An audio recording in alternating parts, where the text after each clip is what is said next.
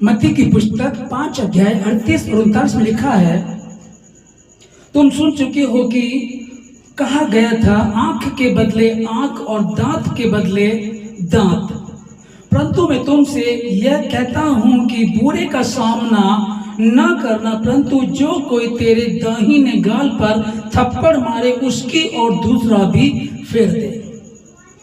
अब इस वचन को हम मसीह लोग जानते ही हैं और ये न्यू टेस्टमेंट में है, अधिकतर ये पढ़ा जाता है और यीशु मसीह का शुभ संदेश भी यही है कि बुरे का सामना नहीं करना। तब इसी बात को सोच रहा था कि जो बाबा भीमराव अंबेडकर साहब थे, उन्होंने सभी धार्मिक पुस्तकों को पढ़ा और पढ़ने के बाद उन्होंने यह निर्णय लिया कि वो बौद्ध धर्म को अपनाएंगे। पर मैं सोचता हूँ कि उन्होंने मसीहत को क्यों नहीं अपनाया। तब इस वचन को लेकर के मैं समझा मैंने, क्योंकि जो दलित लोग हैं 200 साल तक वो दुख सहते रहे। बताया जाता है कि उनका जो इतिहास जो बताया जाता है कि उनके गले में हांडी टांग दी जाती थी कि वो थूके तो उसमें थूके, पीछे बोरा बांध दिया जाता था या झाड़ू बांध दी जाती थी ताकि जहां उनके कदम पड़ते हैं वो उनको साफ करते चले जाएं। और ये भी था कि दलितों की स्त्रियों को अपनी छाती ढांपने पर टैक्स पे करना पड़ता था। जो टैक्स नहीं दे सकते थे उनकी छाती खुली रहती थी।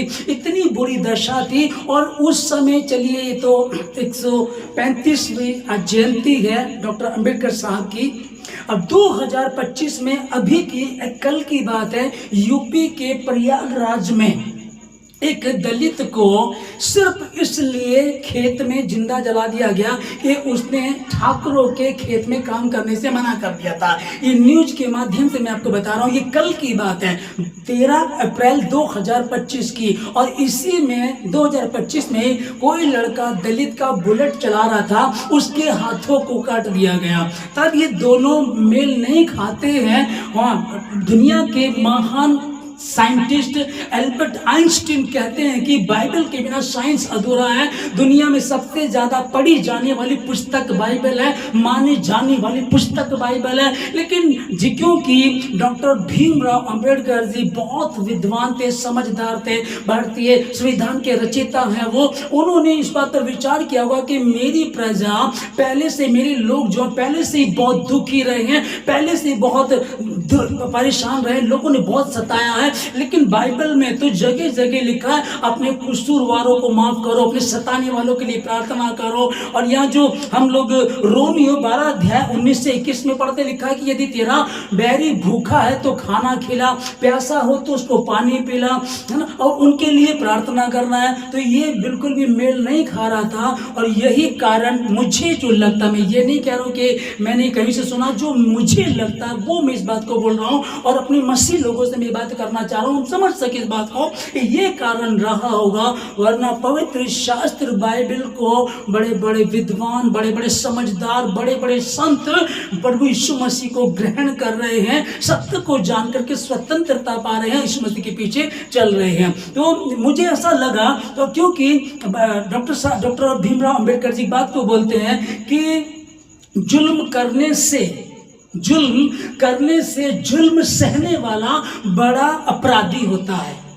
और वो बाइबल बता रही है कि जुल्म सहने की बात है, क्योंकि यीशु मसीह के मुंह पर थप्पड़ मार दिया, उसने कुछ नहीं कहा। यीशु मसीह की दाढ़ी नोची गई, यीशु मसीह के मुंह पे थूका गया, यहाँ तक कि वो क्रूस पर लटके हुए थे, तब भी लोग उनको बुरा भला बोल रहे थे। और यीशु मसीह कह रहे थे, हे पिता इन्हें क्षमा कर, क्योंकि नहीं जानते क्या करते हैं। तो जितना मैं समझता हूँ, डॉक्टर भीमराव अंबेडकर का इस बात को विचार करके उन्होंने इस पवित्र शास्त्र को नहीं चुना होगा। और फिर जब उस समय हम पर जो शासन कर रहे थे वो अंग्रेज लोग थे, और अंग्रेजों के विषय में ऐसा कहा जाता है ये पवित्र शास्त्र बाइबल अंग्रेजों का है। चलिए, उस समय की तो बहुत बड़ी बात है, या आज 2025 में भी ये कहा जाता है कि अंग्रेजों का धर्म है, जबकि अंग्रेजों ने कोई यीशु मसीह का ठेका नहीं ले लिया है, नहीं थी। तो इसलिए कोई भी ये ना कहे कि धर्म अंग्रेजों का है, ये धर्म उनका है जो मसीह यीशु पर विश्वास करते हैं। ये सिर्फ उनका और किसी का नहीं है, और विश्वास करके उसके अनुसार चलते हैं। क्योंकि यीशु मसीह के विषय अभी समझिएगा, मत्ती की पुस्तक 7 अध्याय में 21 से आगे आप पढ़ेंगे, वहां लिखा कि बहुत सारे लोग उस दिन, न्याय के दिन, मुझसे कहेंगे, हे प्रभु, हमने तेरे नाम से दुष्ट आत्माओं को निकाला है, शुभ समाचार प्रचार किया। तब यीशु मसीह ने कहा, उस समय मैं उनसे कहूंगा, हे कुकर्म करने वालों, मुझसे दूर हो जाओ, मैंने तुम्हें कभी नहीं जाना। तो परमेश्वर बिल्कुल भी इस बात के लिए नहीं कह रहा। परमेश्वर ने आपको स्वयं की इच्छा दी है। पहले प्राणी को भी, पहला प्राणी आदम को भी स्वयं की इच्छा दी थी, और उसको कहा था, भाई आपको उस पेड़ का फल नहीं खाना है, और जिस दिन तुम उस वृक्ष का फल खाओगे निश्चय उसी दिन मर जाओगे। उनको बता दिया था। जिस समय वो खा रहे थे फल को, क्या प्रभु को नहीं पता था? परमेश्वर सब जानता है। परमेश्वर के सामने मनुष्य नग्न है, बेपर्द है। परमेश्वर की आंखें निरंतर धर्मी और अधर्मियों पर लगी रहती है। इसलिए कोई ये ना कहे कि परमेश्वर को नहीं पता, वो सब कुछ जानता है, लेकिन उसने स्वयं की इच्छा दी है। अब ये कहें कि भेदभाव, क्या हमारे भारत में ही भेदभाव है?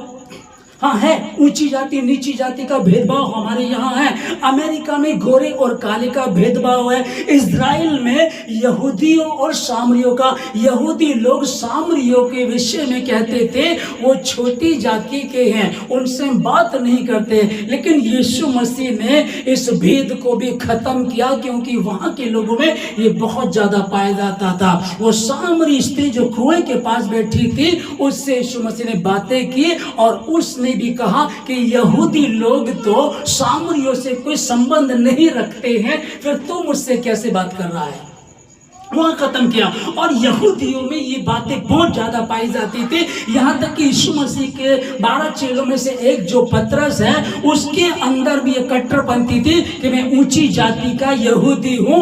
तब यीशु मसीह को एक अन्य जाति के यहाँ शुभ समाचार प्रचार करने के लिए भेजना था, लेकिन यीशु मसीह भेजने से पहले उसको तैयार कर रहे थे। उसको स्वप्न में एक ऊपर से चादर उतरती दिखाई देती है, जिसमें सब प्रकार के पशु होते हैं, और यीशु मसीह कहते हैं मार और खा।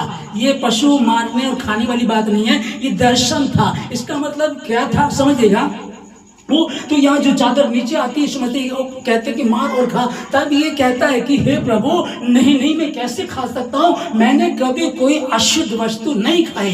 प्रभु ने इसको 3 बार कहा, मार और खा, मार और खा। और ये प्रभु यीशु मसीह को सिखा रहा है, प्रभु मैंने कभी कोई अशुद्ध वस्तु नहीं खाई। फिर से नींद आ गई, ये सुबह उठा, और फिर उस दर्शन का इसके सामने खुलासा हुआ। तब इसने जाना कि परमेश्वर, प्रभु यीशु मसीह, परमेश्वर किसी का भेदभाव नहीं करते, और वो सब के साथ एक समान रिश्ता रखते। कोई जाति छोटी नहीं, कोई जाति बड़ी नहीं। परमेश्वर ने सिर्फ मनुष्य करके बनाया था, आदम को बनाया था। आदम से फिर उसने हवा को, ये 2 प्राणी पहले बनाए थे। बाद में कोई कहे मैं ऊंची जाति का तो नीची जाति का, ये तुम लोगों के अपने किए कराए कर्म हैं। तुम लोग जो करते हो, बाइबल ऐसा नहीं बता रही है। दरिद्रों को परमेश्वर ने चुना, वो सामरी की बड़ाई की परमेश्वर ने। वहां से एक व्यक्ति घायल कर दिया गया डाकुओं के द्वारा। वहां से एक लेवी गुजरा, एक याजक गुजरा, और उसे देख करके कतरा करके चले गए। और फिर वहां से एक सामरी गुजरा, उस सामरी ने उसको क्या किया? ध्यान से समझिएगा। लिखा है कि वो सामरी ही बड़ा है, क्योंकि उस सामरी ने उस पर तरस खाया। ना तो लेवी की तारीफ की यीशु मसीह ने, ना याजक की तारीफ की यीशु मसीह ने। यीशु मसीह ने कहा इनमें बड़ा कौन है? वही सामरी जिसने उस घायल व्यक्ति पर तरस खाया, उसको उठाया, सराय में लेकर के गया, उसके तेल लगाया, बॉडी पे मालिश की, उसके घाव को धोया। यही बड़ा है। अब परमेश्वर ये नहीं कह रहा कौन बड़ा, उसने स्पष्ट कह दिया है तुम सत्य को जानोगे, सत्य तुम्हें स्वतंत्र करेगा।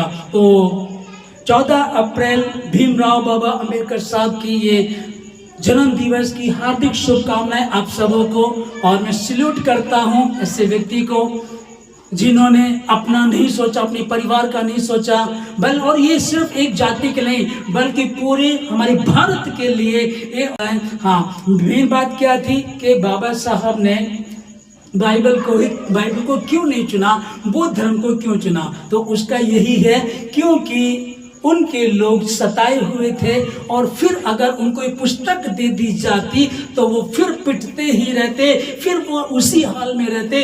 इसलिए उन्होंने उनको बाइबल नहीं दी, उन्होंने उनको बौद्ध धर्म की शिक्षा दी, उस पर चलने के लिए कहा।